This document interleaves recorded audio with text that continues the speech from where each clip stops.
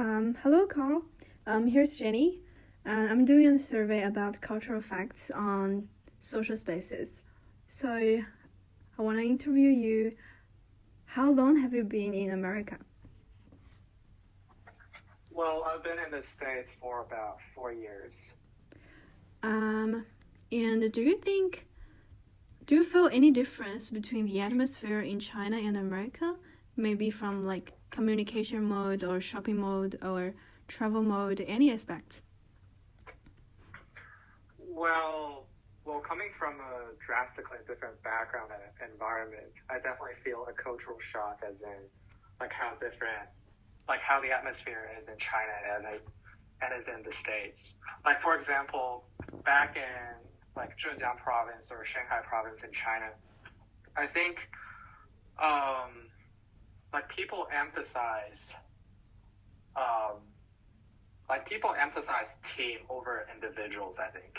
Like in the Mm-hmm. States, I feel a sense of privacy where people don't really interfere into others' life that Mm-hmm. often. But like in China, um, I guess people tend to ask like how others are doing, and then Oh yeah.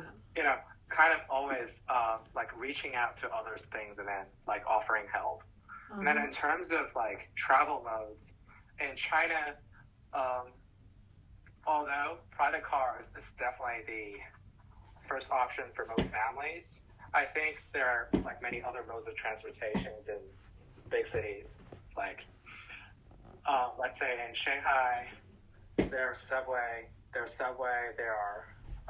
are trains, there are taxis, like there are even like shared bikes. Mm-hmm. Whereas in the States, the only like two options are probably either by a private car or by plane. Mm-hmm. And then like most of the time, like when people go back to school, if it's within like 10 hours driving distance, I think they tend to like drive to school. Like, Ooh. however, if they're traveling from a coast, like let's say from the east to the west, I think they're Mm-hmm. going to take a plane. And Mm-hmm. then in terms of like ways of communication, I think like people in the States tend to be more like direct Mm-hmm. and like concise in terms of the words they use. Um, like for example, when they're asking you a question, they tend to like get straight to the point. Like if they want to know um, like how well you did on your finals, they Mm-hmm. wouldn't give you a lot of context before asking you. They would just ask you like, what did you get? Like how did you do on your exams? Like however, in China, I think a lot of times when people are asking someone else, they tend to give a lot of context and then ask them in a more indirect way. Mm-hmm. Yeah. And lastly, in terms of shopping, in the States, people live in um, people live in houses, and then usually the nearest shopping center is about 30 minutes away. So people only go for grocery about once to twice a week maximum. Mm-hmm. Mm-hmm. And then they would usually like get a big fridge and then like store a lot of foods that's enough for a week. Whereas in China, people like um, I don't know, people go shop groceries almost every day, and then sometimes foods can be delivered to their apartments Mm. with just a single click on their phone. So I think that's probably the main differences. Okay, I see. I got it. And how do you think most American people evaluate China and Australia? Well, I think this is changing. It's hard to like give a direct opinion of how the U.S. people think of China and Australia. Well, in the past, especially before China joins in the World Trade Organization, like China is viewed as like a drastically different world and society.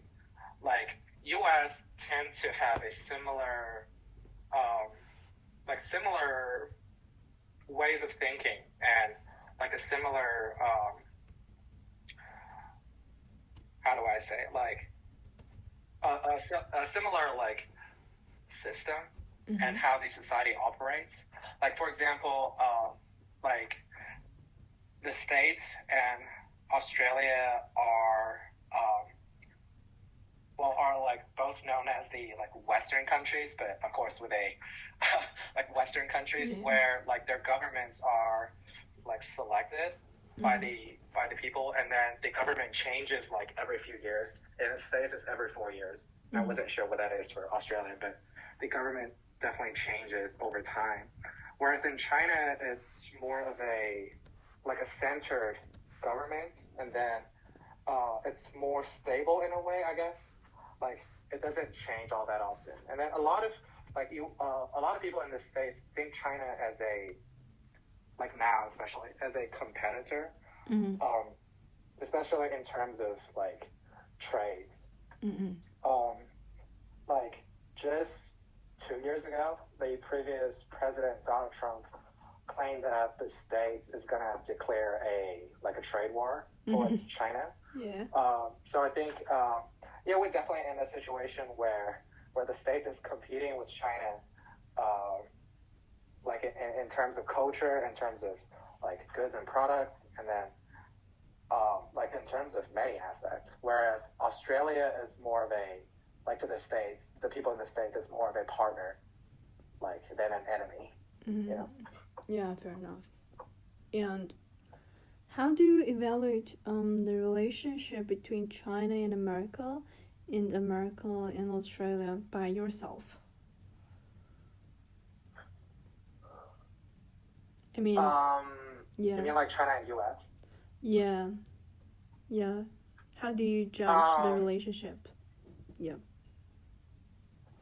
I would say at the moment, China and the States are having a really tense, like a really like there's a tension between the two countries where, like as I was saying, these two countries are competing for the market, especially like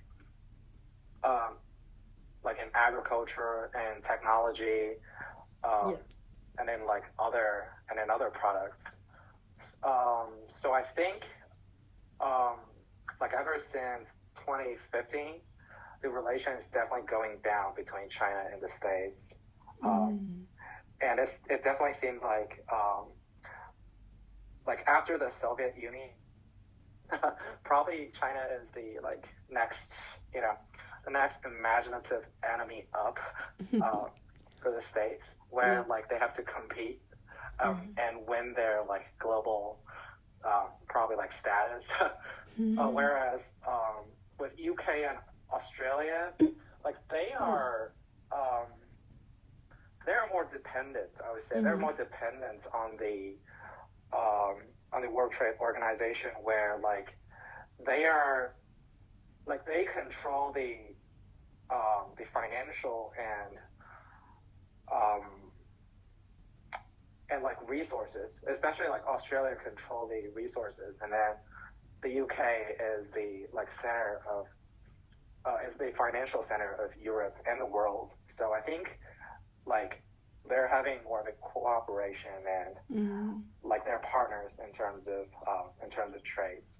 And also Australia was previously a colony of the UK, so definitely they have a like there's a bond between these two nations, and then like people in Australia also celebrates birthday of the Queen of the Great Britain. So Okay, let's move to social space. If talking about social space, which will you think at first? Well, in terms of social space, social space is a term to describe like a space or an area like that's open to the public, I guess, and that's also the area where people interact, right? Exactly. And then the first thing that came to my mind is probably a zone or area between like ourselves and everyone else, and then like within that zone we like interact with others in certain ways, and then I think like the social space is what contributes or like what forms a like society, because without social space everyone is on their own, like there's like there wouldn't be a sense of like society. Okay. Um, I want to mention a specific social space, for example, library or museum. Have you ever been to a library or museum in America? Oh yeah, definitely. I've been to uh, I've been to two libraries in the States. The Mm-hmm. first being my school library, obviously. Yeah. Um, well, one thing I noticed about my school library, or more in general, like libraries in the States, is that um, it's it's like designed and like separated in different sections where people could do different things. Yeah. Like for example, the base floor of the library is designated for well, it's either for self-study or for group discussion, and then like there's also a computer lab and a 3D printing lab, like where people get to talk and exchange their ideas. And on the second floor is more of a quieter, but you can also have like group discussion. And then there are going to be like lots of books, DVDs, and like CDs where students could rent from the second floor. And then the third floor and fourth floor would be complete silence where it's usually for students to study during their final weeks or like during their exam weeks. Oh, yeah. And yeah, one thing to mention is that like in the States, many libraries does have classes and review, like a peer review group session where there's going to be a peer leader who leads the students and review like some course. Okay. And prepare them for the exams. Okay. So, have you been to museum or haven't? I actually haven't gone to a museum in the States yet. Maybe late. Yeah. Oh, never mind. So it feels like you already mentioned the difference between Chinese libraries. Oh no, I haven't. I'll mention it. Oh, okay. Yeah, do you think any difference in between Chinese libraries and American libraries? Oh yeah, definitely. In China, I think the libraries are less open to the public. Like, Okay. take one of the most take one of the most developed and like open city, Shanghai as an example. Like even in Shanghai, I can feel that many libraries are not open to the public, and it's only specifically open for either either college students or for citizens who like paid for who like pay to get in basically. Whereas in the States, I think the libraries are more open, although the main purpose or the like main serving target is still the college students. However, people in the community and even like in the whole state are welcomed, to drop in and then like borrow a book if they want. Oh, by the way, which city are you in right now? Well, I'm in a little town close to an hour away from Seattle. It's called Spokane. Okay, got it. It's in Washington State. Oh, okay. Fair enough. Can you find a book about Australian history or Australian arts in the library and read the content for me? Yeah, I'll read to you a book about Australia. Yeah, sure. And it's simple like description. Yeah. It's called Australia, A Cultural History. Okay. And it was first published in 1988. Sure. It is still only the short history of Australia from a cultural perspective. It has acquired a unique reputation as an introduction to the development of Australian society and was listed by the historian and public intellectual John Hurst in his first 6 the best Australian history books. The book focuses on the transmission of values, beliefs, and customs amongst the diverse mix of people who are today's Australians. The story begins with the 60,000 years of Aboriginal presence presents, and their continuing material and spiritual relationship with the land. It takes readers through the turbulent years of British colonial colonization and the emergence through prosperity, war, and the depression. Mm-hmm. Of the cultural accommodations which have been distinctively Australian, this third edition excludes a critical review of the challenges facing contemporary Australian and warns that we may get the future we deserve. Okay. And that's a brief description. Okay, thank you. Next question. Do you think culture has an impact on public space? And if it does, what are the aspects of these effect? Sorry. Well, yeah, definitely. As I mentioned in that first question, where like there's a different atmosphere mm-hmm. between China and the States. Yep. I think in China there's like cultural-wise, there's less of a barrier between people. Yeah. Whereas in the States, they emphasize like privacy. Mm-hmm. So in the States, there's a like for the culture of the States, there's a buffer zone between ourselves and everyone else. It means that like people value privacy, and sometimes they hate people like making assumptions of them. Mm-hmm. So let me put that into an example. Like, let's say if you go up to a person and then ask them directly, like about their, about their like daughter's grades or like other privacies, mm-hmm. I think it's considered as quite disrespectful, and then they're assuming that others are willing to tell them that. Mm-hmm. So like sometimes the culture is more about privacy and then like not making assumptions. Mm-hmm. Whereas in China, I think sometimes, especially in public space, like people tend to like walk up to people and then like ask for their opinions on certain things without like knowing if they are willing to participate. So yeah, I think that's like how the culture of different countries has impact public space. On sure. Public space. Yeah, sure. My last question is because I'm doing an art project right now. I want to show the influence of cultural backgrounds on social spaces. And do you have any suggestions for this art project?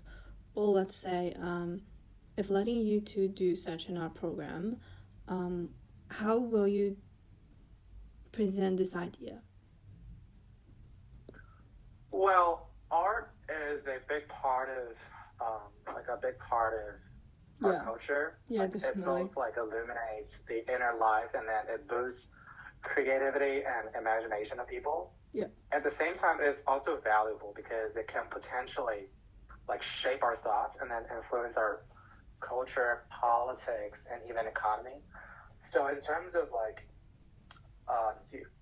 using art forms that reflect cultural backgrounds on social space, I think a good way of doing it is like having a contrast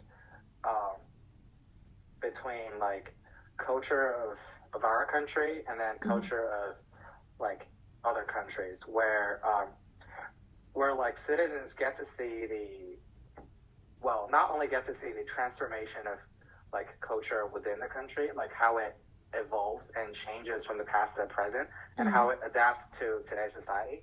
And then like people are also exposed to culture from other countries, like, and sometimes there's a mix between cultures where, like for example, when Chinese culture was first introduced to Japan, and then like after a few thousand years, Japanese has like evolved from the previous culture, and then like they've come up with their like new culture. So I think like because the world is not like pieces or like a bunch of separate countries. It's a mix of cultures. So like the states, like many of the culture from the states are actually brought to the states by English people.